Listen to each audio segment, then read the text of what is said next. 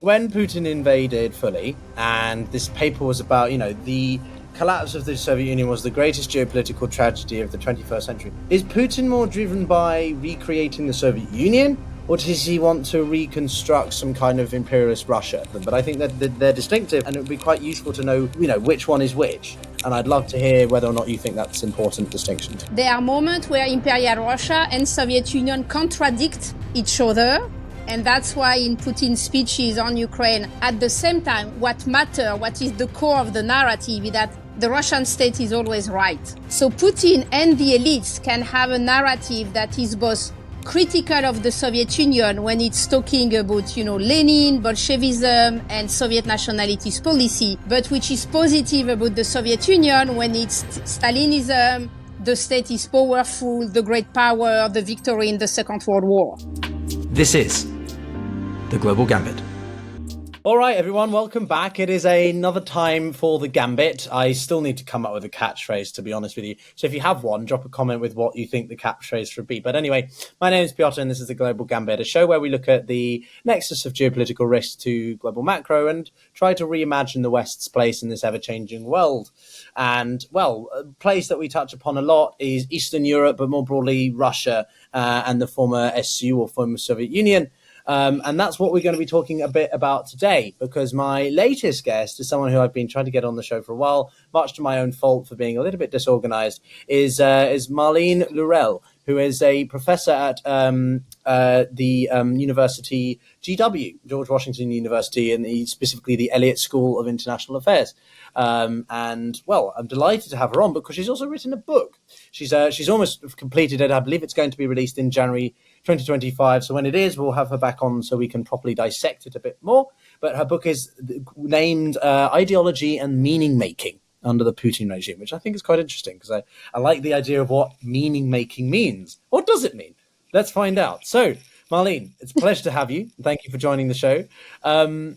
Firstly, how are you getting on, and what motivated you to start the book? And first, thank you for the invitation. You're delighted to be here. And yeah, I've been working on ideological construction of the Russian regimes for very, very long time, like 2 decades.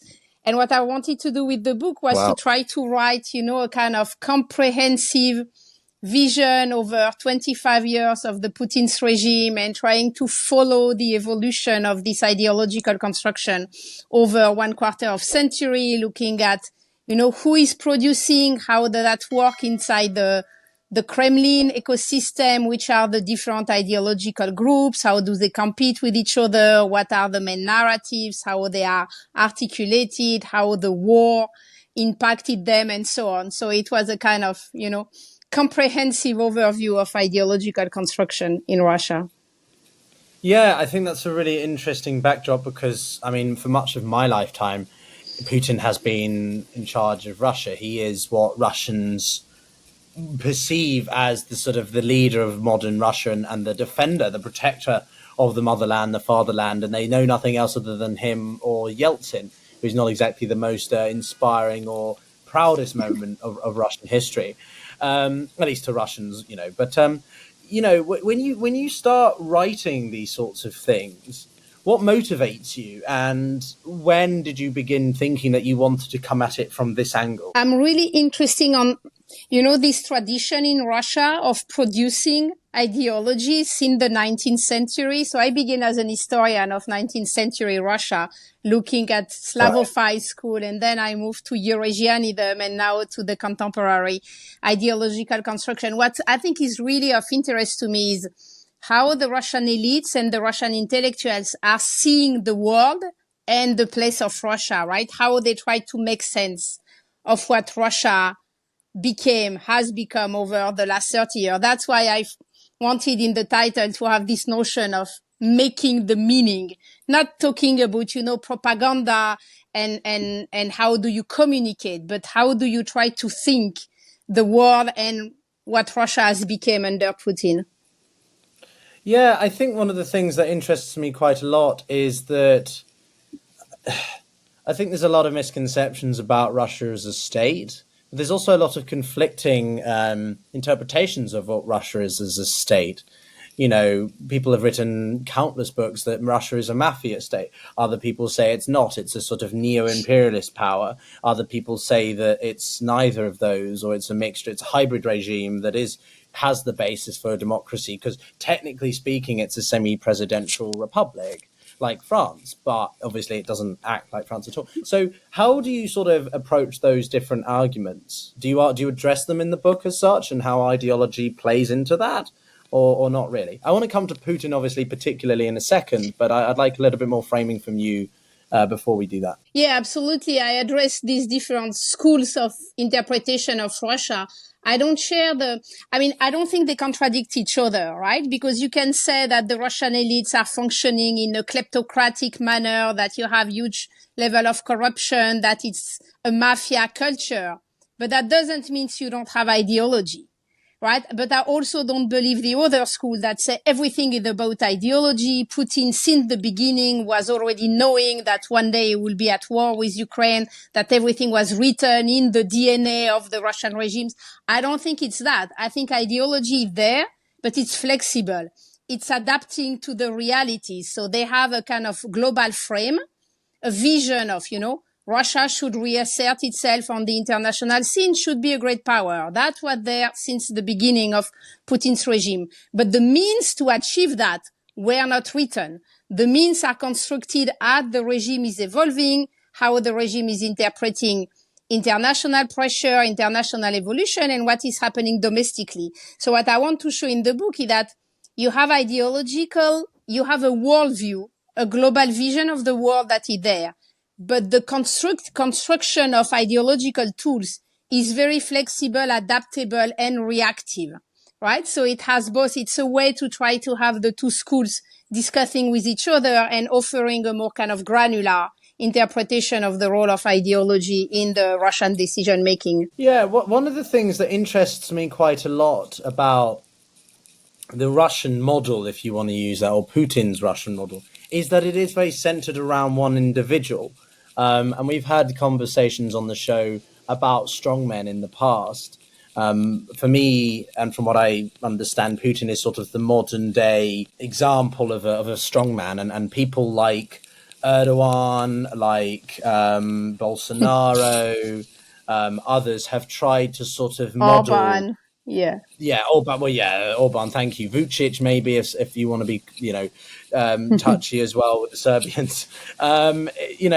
These people want to sort of brand their politics on a Putin-esque style.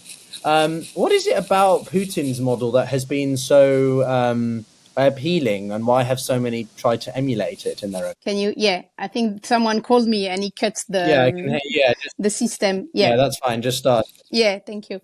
So Putin, there are several things about him, right? First, there is 1/4 of century in power, which means it gives time for the leader to shape the regime the way he would like it to be shaped.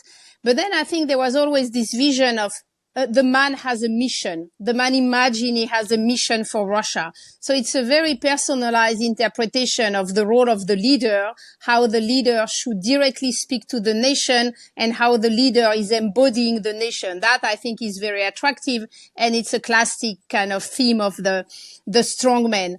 Where Putin is really strong is that he has both the charisma or populism strategy, but he also has the bureaucratic one. Right? He wants to represent the state. So it's not a populist leader that is criticizing the elites, as we tend to see usually when we discuss a populist leader.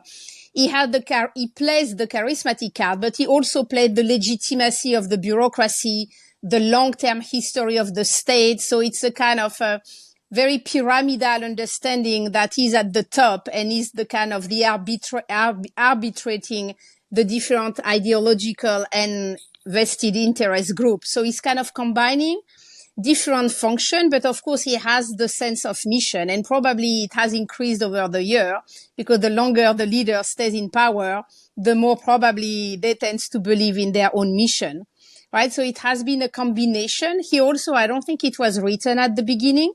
I think in the early 2000s, Putin was much more navigating between different groups, different legacies from the Yeltsin regime. And then gradually he has consolidated power. And now what we know very clearly since the full-scale invasion is that he's very alone. And there have been a lot of people discussing how the pandemics really isolated him, like physically, but also intellectually, and that he's less and less in touch with his government, with people who would criticize him, and he's working with only a very small group of people who gave him a kind of a summary of what they consider matters. So as always, the longer the leader is in power, the more isolated and authoritarian he tends to be. Yes, we're going to come to Putin specifically, as I say, in a second. And if people are enjoying, the conversation, then do consider subscribing, because we've got plenty more conversations like this. But to the systemic level a little bit more, because one of the things that I find quite interesting is that, Putin is surrounding himself amongst countries where the systems are almost more important than just the individual. For example, the Islamic Republic, obviously it's Ayatollah Khamenei who is the head of it, but it is the whole system as well. And we focus very much on the IRGC. We focus very much on, the late Raisi and entities. Then in China, it is President Xi, but it's also the CCP more broadly, the PLA. In Russia, we don't tend to think of, I don't hear myself referencing much, the Russian state police as much. I don't know if that makes sense, but I feel there's much more of a centralization of power in Russia and the way that Putin's model is compared to other autocratic countries. Do you get what I'm saying? Is there any sense to that, or these are differences that don't really matter in autocratic regimes? No, I think you get a really good point here, because the way the regime has been built, right, over these 25 years, is really that it was much larger and flexible and democratic at the beginning. So for me, I would compare Putin with Erdogan, for example, right, on how a leader that emerged for a quite democratic scene is gradually restraining it to something that is much more autocratic. So it's not the communist or the Iranian model where the structure of the regime is very kind of stable and you have strong institutions. That was the Soviet Union. But what Putin inherited is a largely democratic and kind of competing world. So he gradually centralized it. And the fact that he's now working more and more closely with China, Iran, or North Korea, I think it's the result of strategic evolution, but it's not originally a sympathy for that kind of institutionalized regime. I think Putin for very long wanted to stay on a flexible model, a kind of Erdogan model where you still have form of competition. He didn't want it to go back to something super structured and institutionalized as the Soviet Union. But of course, gradually his kind of geopolitical room of maneuver reduced to countries that are kind of the most autocratic now, especially now with the new kind of partnership with Iran and North Korea that are pretty extreme regime in their construction compared to this kind of internal flexibility that Russia always had. Yes. Okay, drilling a bit more into Putin's inner thoughts, if that's even remotely possible, is this whole idea. Well, it's a two-part question, but I'm going to start with this one, which is when the full-scale invasion first began. Obviously, a year before that, or almost a year before that, Putin wrote that incredibly infamous piece now about, the relationship of Ukraine to Russia, in July 21. And most people who follow this remotely, even a bit, will be aware of what I mean. And for me and other people, experts, I'm not one of those, but, people who follow this a lot more, I was surprised, basically, I'll put it that way. And some people were, because for me, I always thought of Putin as this pragmatist. He is not driven by ideology. He's driven by strategic interests. He's driven by pragmatism and, materialism and that sort of thing. And clearly what this paper by him illustrated is that he's driven quite a lot by ideological factors, which the second part of that will be about in a second. But so where is he? Is he ideological? Is he not? Has he changed because he was away in COVID? What's your interpretation here? Yeah, I think there have been an evolution that he was probably more pragmatic, and really his interpretation for very long was focused on kind of Ukraine geopolitical status. So it was really the relationship to NATO that was the core of the tensions with Ukraine. And then I think gradually, as he evolved over time, as he got more isolated, as he also kind of had a stronger sense of his kind of historical mission for Russia, he probably reached a point where he considered that, the geopolitical status of Ukraine was only the result of an identity issue. And that's where the narrative really begin to shift from we don't want Ukraine to join NATO that to we consider that Ukraine as a nation and Ukraine as a state is illegitimate and doesn't exist. So I was myself also surprised to see this kind of deep, ideological, historical interpretation that I thought were kind of a shift from the geopolitical aspect. And you can see since then that the Russian state has the two narratives in parallel now, the geopolitical one and the kind of identity one. And it kind of got mixed now, which of course seen from the Ukrainian side is a very difficult kind of traumatic elements to have. So I think there have been a shift. Maybe there was always among the Russian elites this idea that, Ukraine was never legitimate, but not to the point of saying it publicly and building an historical narrative that would explain this supposedly non-legitimacy. So I think it has been an evolution and a kind of radicalization by Putin and people around him against the West and a kind of accumulated resentment against Ukraine. And also the idea that, okay, all the soft power tools that Russia used to try to keep Ukraine in its orbit have failed. And once soft power failed, then you have a kind of revival of, old-fashioned imperial tradition to consider, well, that's my territory. I want to take it back. So I think for very long, they tried to avoid this imperial interpretation of Russia. And at the end, it was the only solution that was still on the table. And that's where the moment where this kind of identity language really got officialized.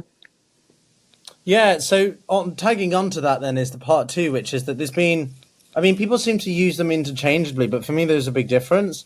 And I've thought about it, but never really been able to sort of frame it into a question. And here we are now, so I can, which is that when Putin invaded fully, and this paper was about, the collapse of the Soviet Union was the greatest geopolitical tragedy of the 21st century. But if you look at the way that he's conducted some of the warfare, people say he's got imperialist ambitions, right? Which is it? Is Putin more driven by recreating the Soviet Union, or does he want to reconstruct some kind of imperialist Russia? Because they're two different things, and we seem to sort of conflate and interchangeably refer to both of them. But I think that they're distinctive, and it would be quite useful to know, which one is which. And maybe it doesn't matter. He wants to conquer Ukraine. I get that's the point. But for me, there is a distinction. And I'd love to hear whether or not you think that's an important distinction. Yeah, I think that's an important one. And I think that's a super granular one to try to catch. And the core element of that is that there are moments where Imperial Russia and Soviet Union contradict each other. And that's why in Putin's speeches on Ukraine, you have a very strong criticism of, Soviet nationalities policies. The Soviet Union gave territories to Ukraine. We should have kept them and so on. So that's a criticism of the Soviet Union and a kind of indeed rehabilitation of Imperial Russia. At the same time, what is the core of the narrative is that the Russian state is always right, whatever its territorial and ideological construction. So Putin and the elites can have a narrative that is both critical of the Soviet Union when it's talking about, Lenin, Bolshevism, and Soviet nationalities policy, but which is positive about the Soviet Union when it's Stalinism, the state is powerful, the great power, the victory in the Second World War. So there are moments where imperial past and Soviet Union contradict each other, and there are moments where imperial past and Soviet Union go with each other because they are all about the state should be strong, and that's the way Russia should be. It's to have a strong state, both domestically and internationally. So you see, depending on what they refer to when they talk about the Soviet regime, they can be critical or they can be positive. Interesting. Yeah, I know it's granular. Maybe that shows you the extent to which I think about this a bit too much. But for me, it's a big distinction, and the co-federation structure of Soviet Union versus the centralized singular entity of the imperialist Russia is different. But you mentioned in the book about the different strains of strategic culture, ideological interest, and the intellectual history of it. And obviously, Russia's got quite a large intelligentsia, right? Can you break that down a little bit more for us, and how you see that and how you outline that in the book? Yeah, so in the book, I use the notion of ecosystem to try to capture the fact that you have groups who works together, but they are also in a kind of changing environment. So you have around the presidential administration several ecosystems that are working with each other and competing with each other also. One is more oriented toward the military industrial complex, the vision of Russia as the second Soviet Union.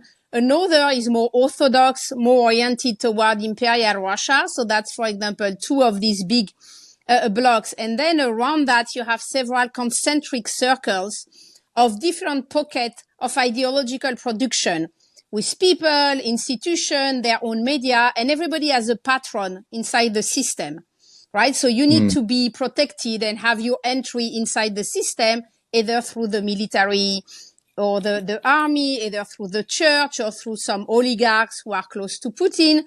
And then everybody is competing with each other to get the attention of the presidential administration, but also to get the financial support, because it's a lot of money to produce ideology in Russia, right? So there is a real kind of commercial market for producing ideology that is really kind of important. So I try to map all this ideological network and nodes of production. And you, as I said, institution, media, individual, ideological entrepreneur, academic institution. So it's a plethora, it's a myriad of institutions that are there to try to get the right narrative that will then be reproduced at the state level. All right. And so building on that, one of the things that I find quite interesting is this, the unique relations Putin has with certain countries that he uses as puppets or client states or whatever. I'm thinking of particularly Belarus, but also, you've got the Republic of Srpska, you've got Transnistria, and these rather unique territories which act as sort of de facto states that, recognized by Russia, but no one else. Do you address that in the book? And if so, how does that come under the idea of ideology, that you have these satellite states maybe that Putin has dotted around and helped to spread Russian ideological themes around their respective subregions or something? Yeah, so here, what I think is the core element is that it's a regime it's an opportunistic regime, right? It's taking advantage of what is happening in different regions of the world to try to create pockets where the liberal international order and Western countries cannot be influential or can be challenged. So every opportunity is exploited at the maximum. It can be de facto state, and in that case, it's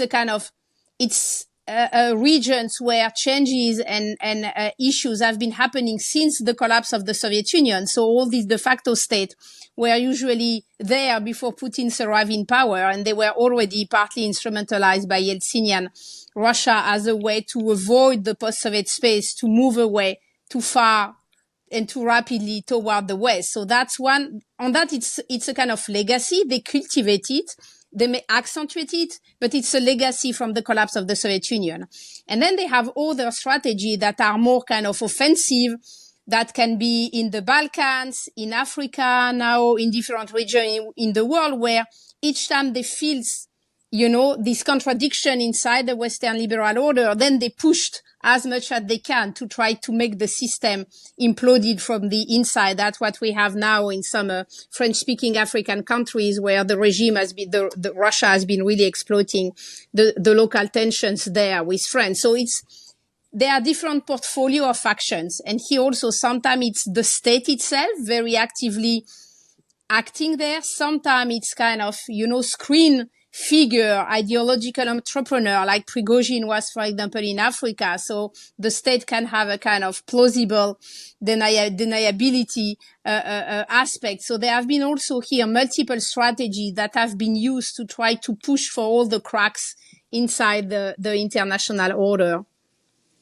I see. And so when it comes to where do you see this going, in a sense of, I'm not going to go into the future of Russian post-Putinism, because I think we've done that a fair amount, but also it's a bit abstract, and I want to be a little bit more targeted in our conversation. So, but how does a ideology of this type survive? how does Putin, because as much as he would like to think of himself as impervious and live forever, he won't, luckily. But how does he ensure that this continues in the way that he wants? Inevitably, people will come and amend it in some ways, but he doesn't have a successor. None of his children that I'm aware of he's grooming or preparing to take over from him. How does someone sustain such an ideology like this in Russia? Yeah, I think that's a great question, and it's probably something he's very sensitive and stressed about that, and not only him personally, but people around him, is the sustainability of this ideological construction on the long term, once Putin will not be there anymore. And I think at least one of the clear signs that we see now, it's the strategies of really indoctrination of younger generation. They really are putting a lot of emphasis now on what is happening at school, with this idea that, okay, those who are in their 20s have been too much liberal, so it's a kind of lost generation, but we can really try to bring all the values we care in the mind of very young children. So they put a lot of emphasis on kind of primary, secondary schools, rewriting textbook, doing a lot of patriotic military indoctrination around, with the hope that that young generation will continue that on the long run. I think it's, for us as external observer, we can see that, yes, on some aspect, you can imagine long-term feature that would stay, the idea that Russia is a great power, that Russia shouldn't follow a Western model, and that the 90s were really a decade that Russia doesn't want to go back. I think that's feature that could stay for pretty long. Some other elements seems much more kind of, due to happening just at that moment, and they could kind of disappear pretty rapidly. Something where I think you can see the society is in flux. It's everything related to conservative values, relationship to religion. So this kind of conservative identity, social identity, that I think is an element that will also stay, at least among the kind of, the majority of the rural provincial Russia. Clearly the big capital cities have a much more liberal population, but the deep country in a sense will probably keep that kind of conservative social order for pretty long, whatever will happen with the regime. But that seems rather difficult to balance then, if you've got such a contrast between urban and rural areas, and makes it difficult to administer, no? But I guess my last question really is about, maybe that leading into that, is how can, I want to just say the West, and I don't want to say sort of intervention. Obviously, this is not a sort of support of regime change or something absurd, but like, what steps can be taken to mitigate or to repel or to push back against such movements like this, developments like this? Obviously, ideology exists everywhere. It's just, democracy is an ideology, right? It's just different types, but it's more what you aspire to as your preferred ideology, so to speak, right? So how do we in outside of Russia influence the country so that it can go in a direction that is more favorable to freedom and whatever, what I mean? How can we push back against Putin's ideological efforts? Well, what I would say, that's the sanction strategy that have been decided after the full-scale invasion, and the idea that every Russian citizen is penalized for being Russian. So no more visa to the West and so on.